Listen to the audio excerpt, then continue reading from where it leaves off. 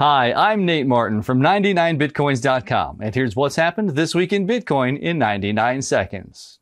Local Bitcoins users, be aware of a recent phishing attack.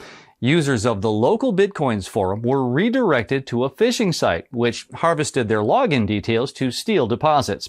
The forum is currently disabled, as were withdrawals. Local Bitcoins users are urged to check out the service's subreddit for further information. Executives of South Korea's Comet exchange were jailed for faking trading volume.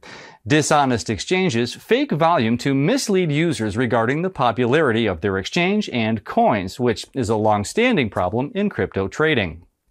The proposed Bitcoin ETF was withdrawn from the SEC's consideration by the exchange behind it. The reason for the withdrawal is unclear, although some suggest that the recent U.S. government shutdown would have resulted in an automatic denial. The failure of the ETF proposal is unfortunate, as a survey of American investors discovered that 58% would prefer to invest in Bitcoin via an ETF. Details emerged of a new partnership between Bitcoin exchange Bitstamp and Dukascopy, a large online Swiss bank. The bank's clients will be able to send and store BTC via the bank, as well as convert their coins to fiat dollars. Another Swiss bank, Falcon, also revealed that it will provide transfer and storage wallets for 4 major cryptos.